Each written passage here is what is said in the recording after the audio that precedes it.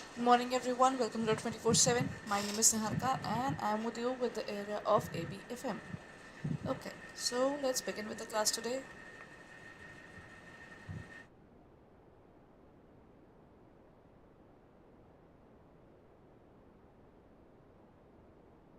I hope I'm audible as well as visible.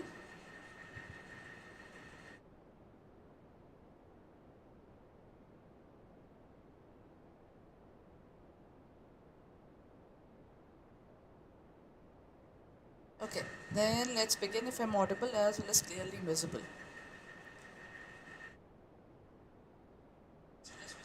Sorted. Okay, everyone. So let's begin with the class today, and I'm going to talk about another set of questions there. It's again a mix of various topics. That means Module A, Module B, and Module C and Module D. So it's all going to be a mixture there. So let's look forward to the question. The first question says that. Oh, I'm sorry. It says that responsibility accounting aims to. Responsibility accounting is something that you will find in controlling chapter. That is last chapter in the module A. Responsibility accounting aims to ensure, there it is. It aims to ensure that the manager is punished if things go wrong. Ensure that costs become the responsibility of a specific manager. Allocate costs to all areas of a business or reduce the cost that a department incurs. Responsibility accounting is a way through which you can actually create a controlling technique. What kind of technique is it? Responsibility accounting talks about the fact that now we are allocating different areas, different concerns. That means one particular area can take up profit, one can take up investment, one can take up loss, one can take up different centers. Um, Profit center, loss center, investment center. There's one particular center called revenue center. There are different centers. Every center takes care of their specific concern. For example, one is to increase the profit, one is to decrease the loss, one is to increase the investments, one is to restore the to have a revenue there. You know, this is what they'll be looking forward to. So this is basically to ensure that the costs become the responsibility of a specific manager. That manager is going to work, excuse me, towards a particular thing specifically. Okay?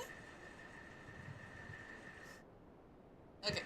Now moving on to the next point, it says, what do you mean? An MBO program usually involves the following steps. MBO program means management by objectives. But whenever we start with the working, na, I can never say that let's just start working. What will happen? You'll be like, let's just start working. What's the aim? What's the goal? Why are you starting it? Nobody knows. Then why would we start with that work altogether? You know? Now, that is what we call it as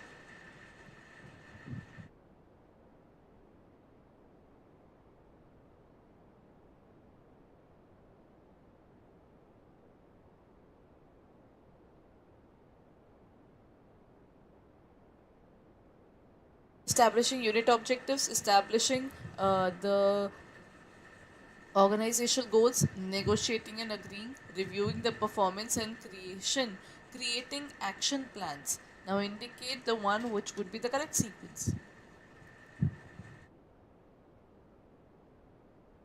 Okay, go ahead then.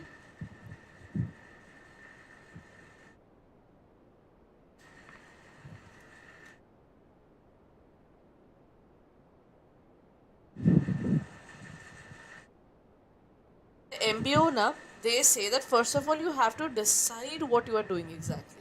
You know?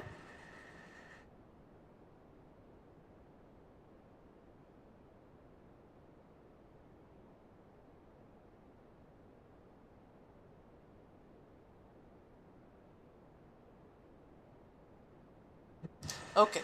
Now, if you look forward towards MBO, MBO talks about having a specific. Always remember, things start with what? Or the things will always.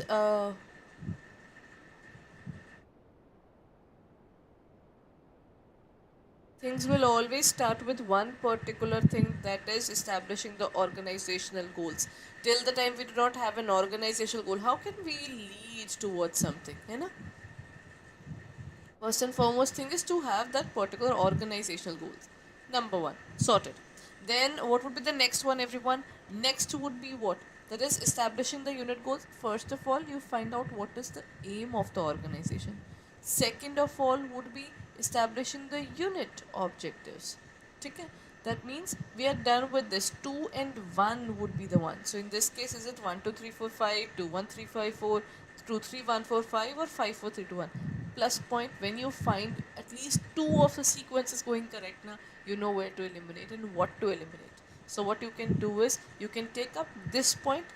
As soon as I chose to be the first one, both of these are eliminated, and from here it is B. 2 1 3 5 4. That means first of all we say that after you have decided the objectives of your specific unit, what do you do after that? After that, what you will do is that is 3. Agreeing and negotiating, will be talking, array, this particular objective is too hard to achieve, what should I do? XYZ things would be doing now. That would be 3. And then what will be doing? 5. Creating the action plans, and then reviewing the performance review is obviously the last one. So you have to be very I would say you have to just guess it out. Even if you crack at least 2 to 3 points in a process correctly now, the rest of the process will fall in place. So you don't have to learn the entire process, but you have to learn in bits and pieces enough that you'll be able to crack it in the examination, right? Okay, here comes the next question. Interim cash inflows are reinvested at a rate of return equal to internal rate of return is the built-in mechanism for the interim cash flows. Whatever we receive in terms of the money, that today I receive something now, then I receive something else, during that particular time period when we are into IRR. Into IR means, that means into the entire working of capital budgeting. I'm sorry, the particular topic that I'm talking about is capital budgeting. But whenever I start a particular business, what would be the first thing I'll be thinking of? If I'm investing 10 lakh rupees today, how am I going to cover this up? What am I going to do? What's that extra effort that is required to recover that money? All those hard questions would be there.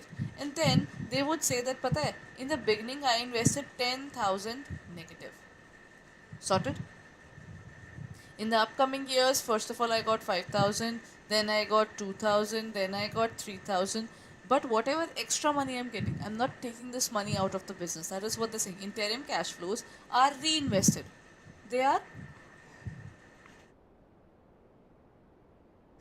they are again invested in the business. At what point? They are invested again in the business at IRR, internal rate of return.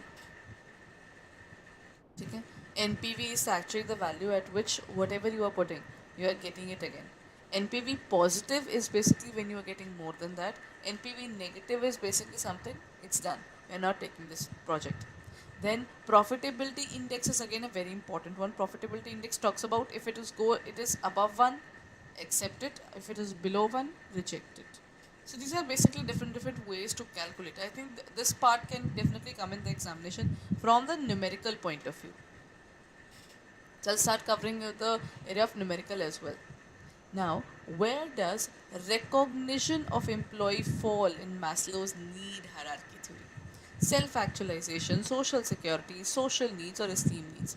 But when we start working in terms of Maslow's need hierarchy theory, first of all, I'll be looking forward towards food, shelter, clothing. That's the basic things that any human will need. You know, I need a place to sleep. I need good food to eat. At least food to eat. Good food is something that happens after that. The hunger talks about having even the most staple diet. Once we start having our food, then what will happen? We would want, this is basically the physiological needs. This is physiological. After physiological, the next one is social security or security needs. what happens is, whatever shelter I'm having, I hope I stay in this for a longer period. At least it stays with me. The job, the particular place where I'm living, right? The food that I'm getting. I hope this stays with me forever. That is security needs. After security, the next point is I want to talk to people around. Once my particular place is determined, I want people to be mine. That is belongingness needs. Humans can never survive on their own. You'll always find that humans will always try to at least impress humans. They'll try to basically outgrow the other person. These things will happen. Either you love that person, either that particular person would be a stranger, or you'll try to outgrow them. But there won't be a time where you are sitting with someone and you have no concern with them, right? That is the belongingness needs. You want to get affiliated with others. You want an acceptance. Then the next point is, after belongingness needs, is self-esteem needs. The people I am actually with, I want to look better than them. They are my peer group, but I want to be the most superior in my group. That is self-esteem. And once you're done with all these basic things of life now, you'll be like, there's nothing in it. I have achieved all these and I want to move forward, and then I would like to take up the topic of self-actualization, or you can say actualization needs. Human says that I'm done with life, now I want to grow further. And when he wants to grow further, that is self-actualization, right? Then employees recognition. Recognition is where he wants to be a little above the people he's around. That is esteem needs. Okay?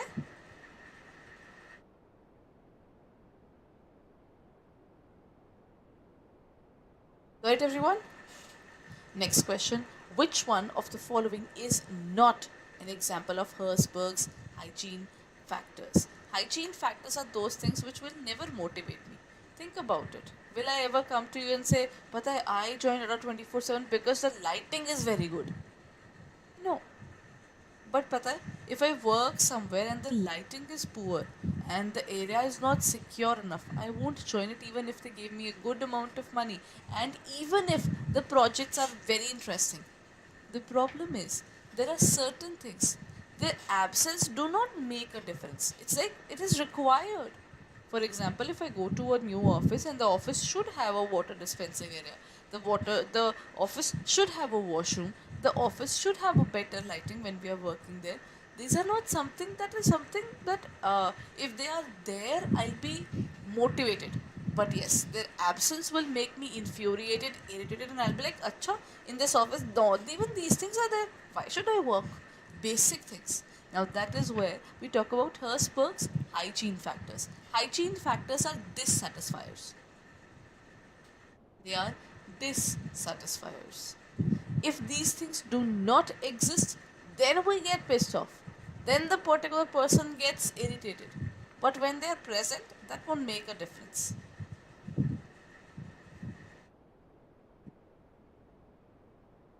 Okay?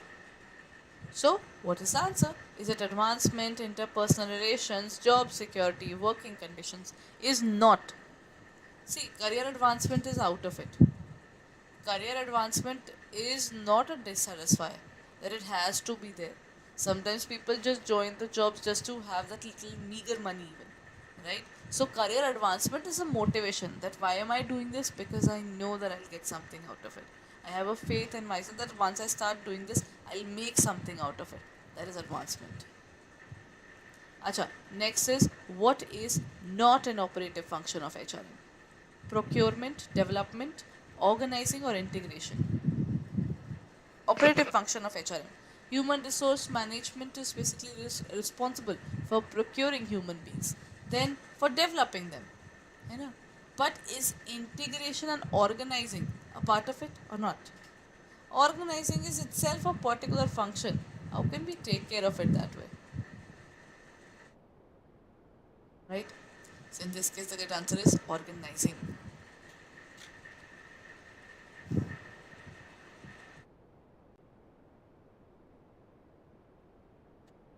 Next point, when a person transacts with a company to on matters which are beyond the power of company, the person will be governed by the doctrine of management by exception, constructive notice, indoor management, self management.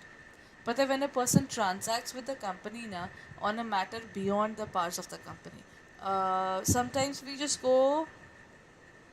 So this is a part of, um, as such, this is a part of management, but it can be a little over and above your point there. But let me just explain this point. This is where we say that in an organization, acha, we are done with MBE in any case. MBE is a part of the first module. MBE is basically you try to control everything. You'll end up controlling nothing. You have to leave a few things. That acha, up to this variation, please do not come to me. I cannot cater it right now. That is MBE. Okay? In this case, whenever you are going beyond the power of company, it is actually the constructive notice. Indoor management is indoor, self management is your personal. When you're looking forward towards a company and another company, it is constructive notice. Right? Acha, this is a question related to return on investment. Net profit ratio, capital turnover ratio, operating net profit ratio multiplied by shareholder funds, net sales divided by net profit divided by sales, cost of sales upon capital employed. What is the formula there?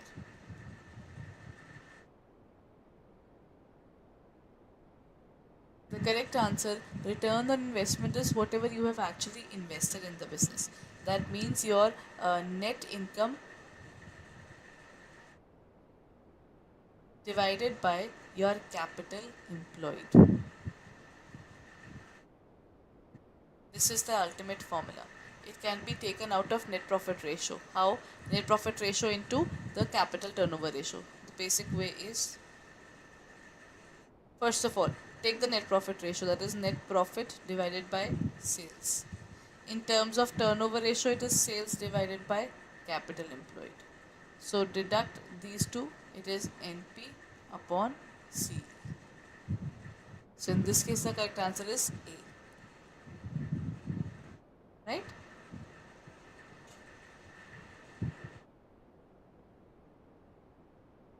Next question. The management is mainly associated with economic affairs. Big business houses are result of effective financial management. Codes. First, A is correct and R is also a right explanation. A and R both are correct, but R is not the right explanation. A is incorrect, R is correct, and both A and R are incorrect.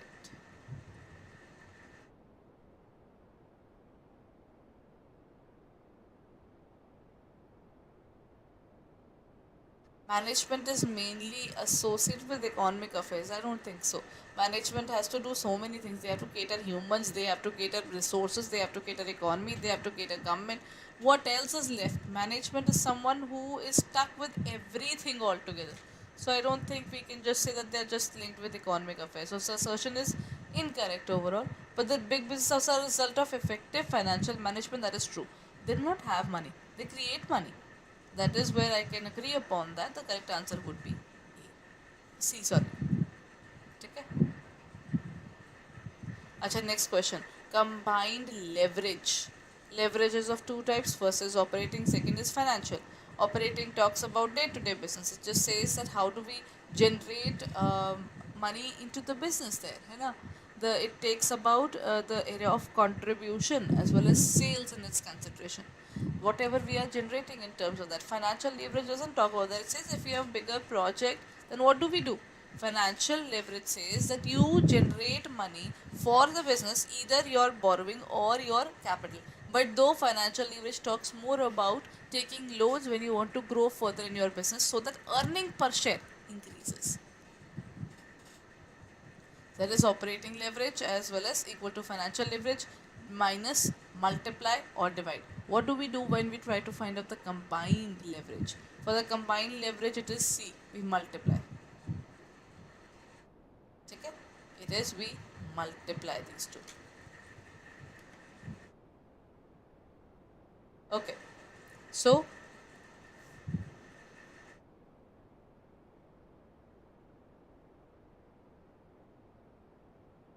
चलिए then let's end it here.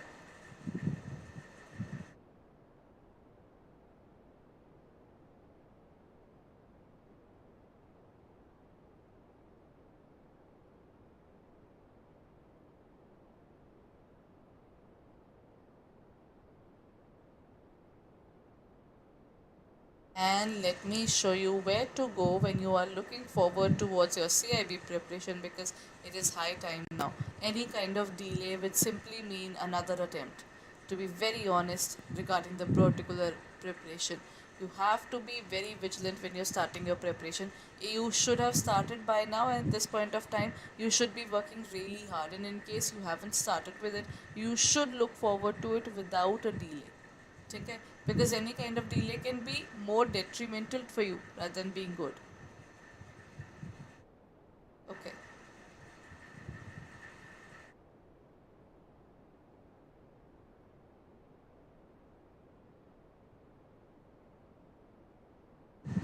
so you just have to go on to www.adda247.com, and as soon as you go on to our website, you will find it that in terms of the JIB.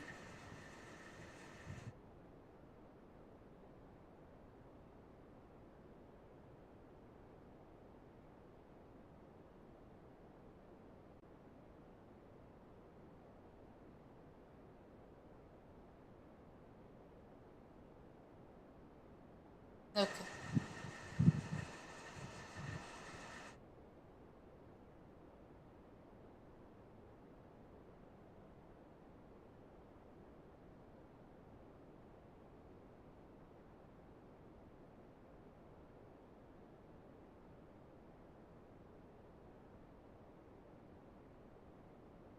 What you can do is you can go on to our website, that is adda247.com, go on to the area of JIB and CIB. As soon as you look forward to this,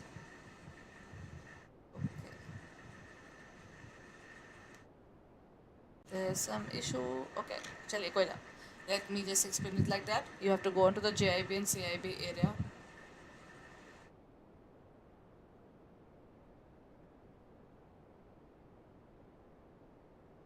Once you go on to the area of JIB and CIB now, here you will find all the details. What do? You have to go on to the area of JIB and CIB. Here you will find all the details regarding the examination. That means go on to the area of CIB 2023. We have started with our revision batches. Without a delay, go ahead and look forward towards the batches that are going on. You can use the code. You can use the code Y541 and look forward to it there, right?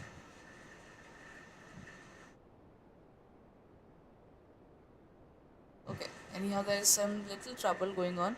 So what you can do is, if you're looking forward to it, then what you can do is you can purchase it by using the code Y541, right? And currently Mahapacks are also available. Let me just give you a view regarding that as well.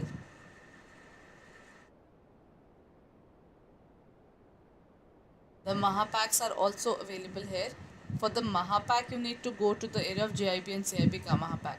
Here there is double validity. You can use the code PREP78 if you are looking forward towards double validity. Okay? So make sure you are looking forward to it at the earliest, because at this point of time the examination is very near and any kind of delay would be detrimental. So go ahead and prepare well. I'll be meeting you tomorrow. Thank you.